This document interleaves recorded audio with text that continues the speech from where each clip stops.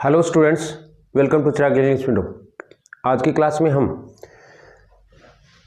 Dust of snow poem जो Robert Frost की लिखी हुई है उसके क्वेश्चन आंसर्स करेंगे।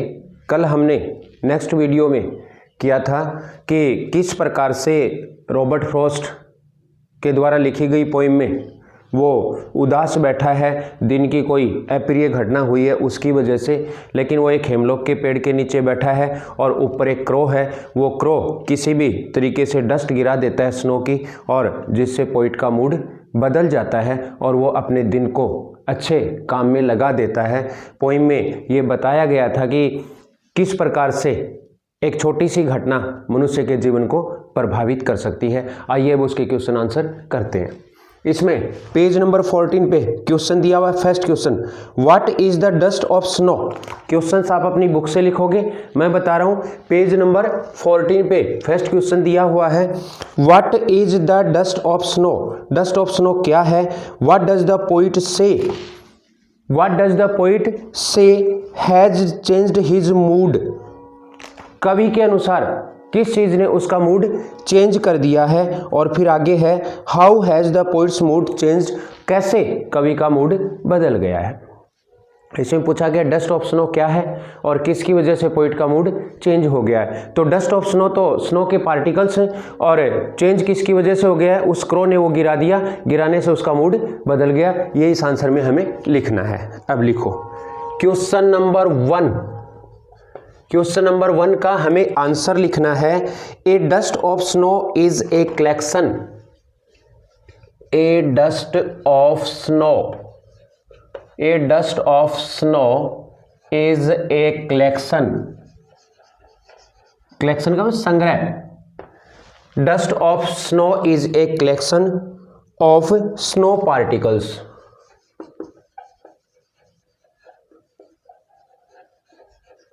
स्नो पार्टिकल्स का हिस्सा, पार्टिकल्स अंश, टुकड़े। The snow shook down on the poet.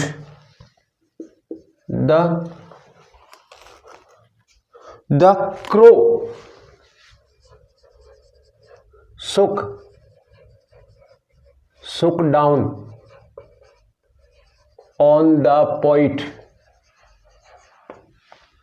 The crow shook down on the poet the dust of snow. The dust of snow. The dust of snow from a hemlock tree. From a hemlock. Hemlock का पेड़ जो जहरीला होता है, hemlock tree. It has changed the poet's mood. It has changed the poet's mood. इसने कवि के mood को बदल दिया है। देखो क्या लिखा है इसमें। क्वेश्चन में हमें पूछा गया था कि डस्ट ऑफ स्नो क्या है और पोइट का मूड कैसे बदल गया। तो इसमें यही बताया, a dust of snow is a collection, एक संग्रह होता है, ऑफ स्नो पार्टिकल्स, बर्फ के अंशों का, बर्फ के टुकड़ों का। The crow shook down on the poet the dust of snow. Shook down का मतलब गिरा दी, हिलाकर गिरा दी, कोए ने हिलाकर गिरा दी पोइट के ऊपर डस्ट ऑफ स्नो, स्नो की dust from a hemlock tree, एक हेमलॉक के पेड़ से। It has change the poets mood, और इसने कवि के मूड को चेंज कर दिया है। अब क्वेश्चन नंबर 2 में अलग अलग से 3 क्वेश्चंस दिए हुए हैं। क्वेश्चन नंबर 2 में क्या लिखा है, how does Frost present nature in this poem. इस पोइम में फ्रॉस्ट नेचर का कैसे वर्णन कर रहा है, कैसे नेचर को प्रेजेंट कर रहा है, पेश कर रहा है। The following questions may help you to think of an answer. इस आंसर के बारे में सोचने पर दिए गए क्वेश्चंस आपकी हेल्प कर सकते हैं। क्वेश्चन नंबर 2 में फर्स्ट क्वेश्चन क्या लिखा हुआ है, What are the birds that are usually named in poems?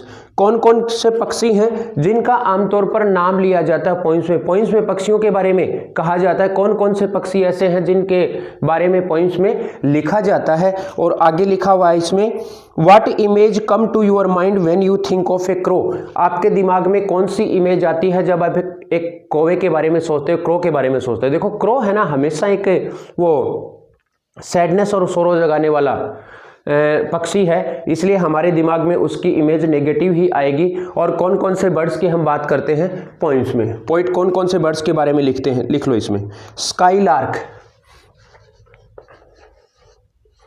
Skylark पक्षी, cuckoo, skylark, cuckoo, peacock,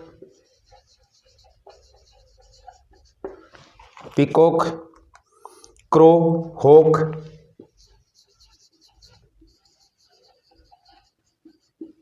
crow, hawk, eagle and Nightingale.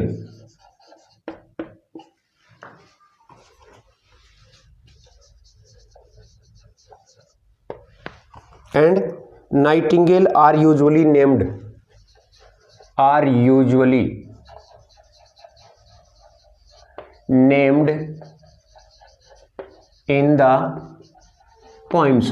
poems में आमतौर पर इन पक्षियों का नाम लिया जाता है। Yes, a crow is often mentioned। Crow की चर्चा की जाती है क्या पोइम में? Yes, a crow is mentioned। Yes, a crow is mentioned in the poems।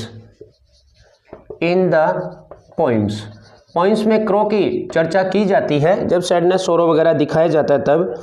Images of sadness and सोरो, images of sadness, sadness and सोरो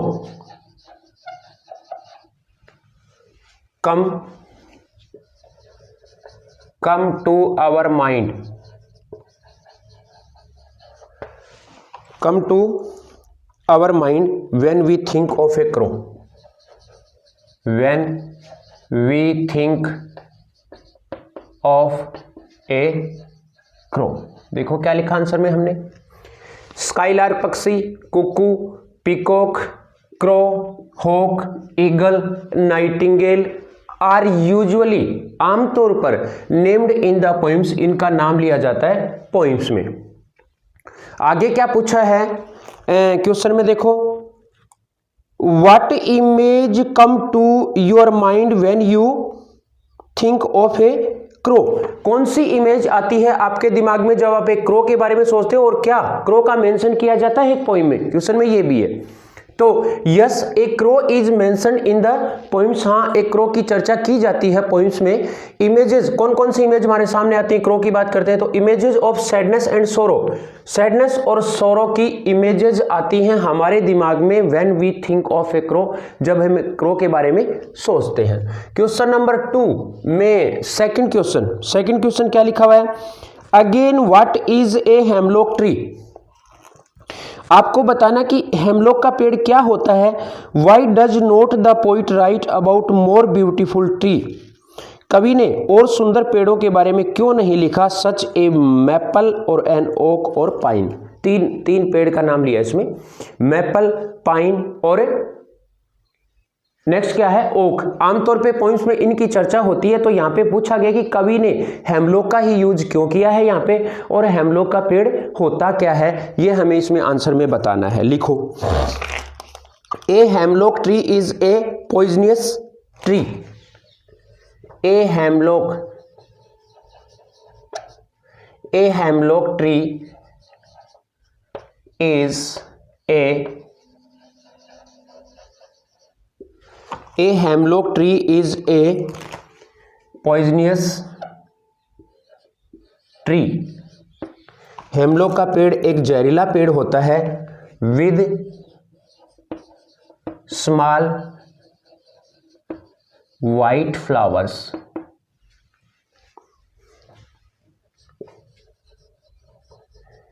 इस पर छोटे छोटे सफेद फूल होते हैं। The poet is in sad and the poet is in sad mood। कवि जो है वो उदास मूड से बैठा हुआ है। That is why that is why, इसीलिए, that is why he does not write, he does not write, इसीलिए वह नहीं लिखता है about more beautiful,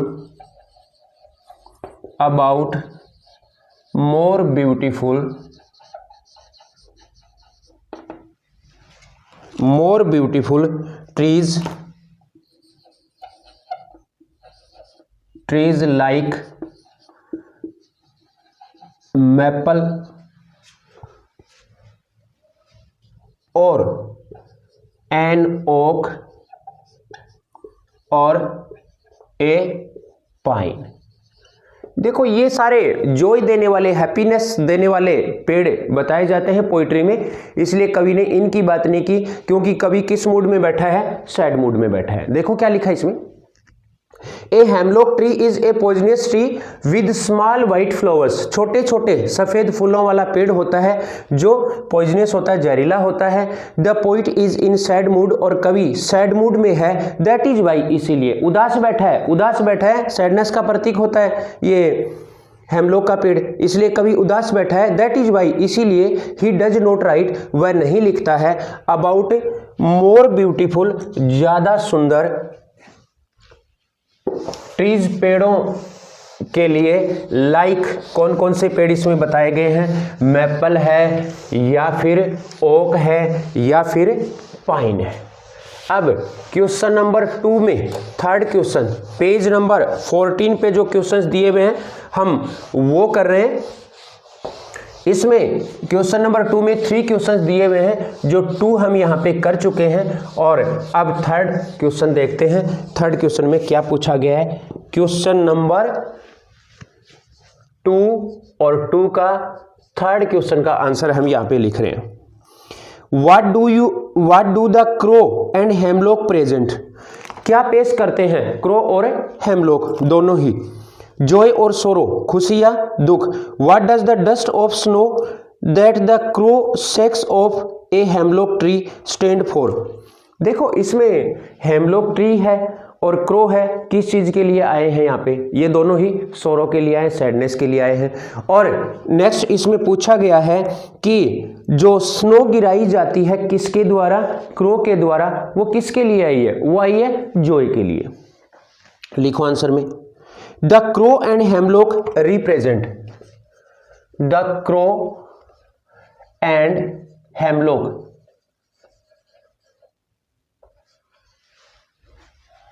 represent, crow और हेमलॉक पेश करते हैं सोरो, एंड नेक्स्ट क्या पूछा गया है, dust of snow, dust of snow और dust of snow stands for joy, stands for Joy.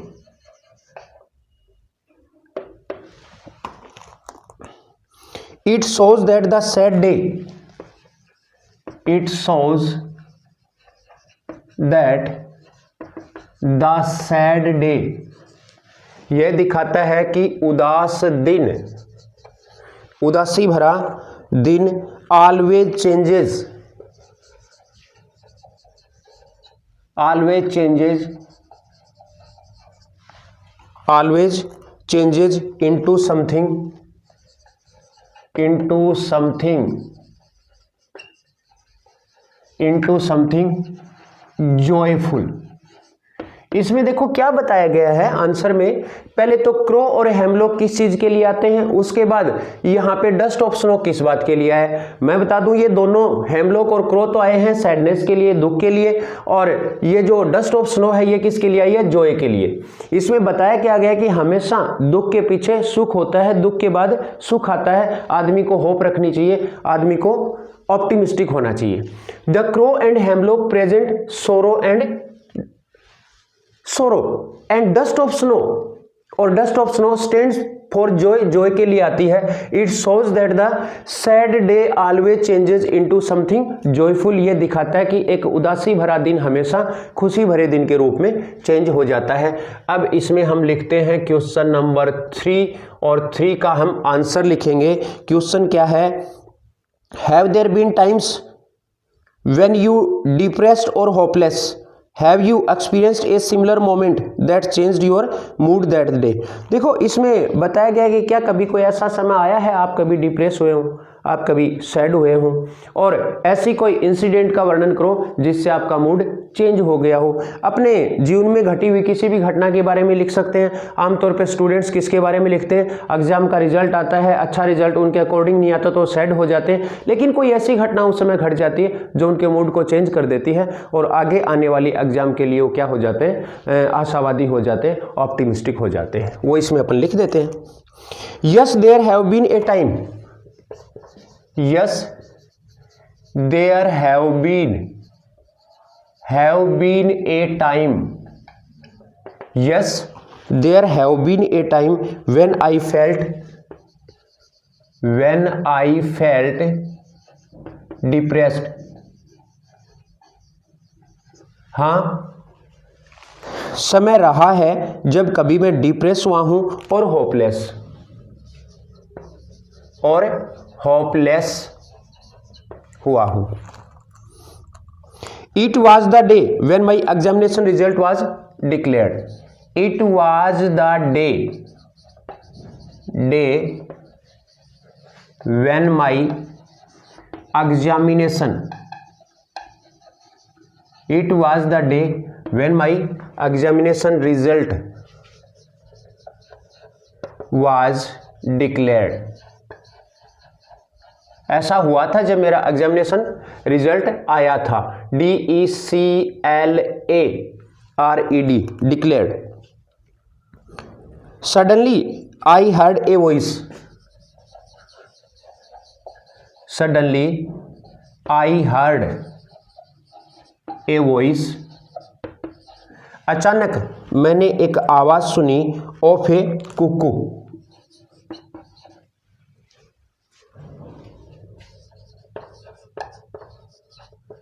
Kuku bird, cuckoo पक्षी की। And it made me cheerful, and it made me cheerful, और इसने मुझे प्रसन्न कर दिया। एंड इंस्पायर्ड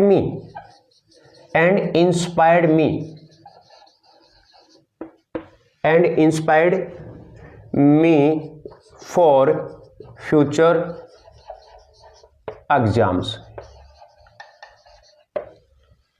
देखो क्या लिखा इसमें, yes there have been a time when I felt depressed, हाँ समय हुआ है, समय आया है जब मैं डिप्रेस हुआ हूं और होपलेस, निराश हुआ हूं। इट वाज द डे, ऐसा दिन आया था when my examination result was declared, जब मेरा एग्जामिनेशन रिजल्ट आया था। सडनली अचानक, आई वो उदास था, एग्जामिनेशन रिजल्ट आया तब, लेकिन अचानक आई हर्ड मैंने सुनी, ए वॉइस एक आवाज, ऑफ ए कोकू बर्ड एक कोकू पक्षी की, and it made me cheerful, और इसने मुझे प्रसन्न कर दिया, एंड इंस्पायर्ड और प्रेरित कर दिया, मी मुझे, फॉर फ्यूचर एग्जाम्स भविष्य की एग्जाम्स के लिए।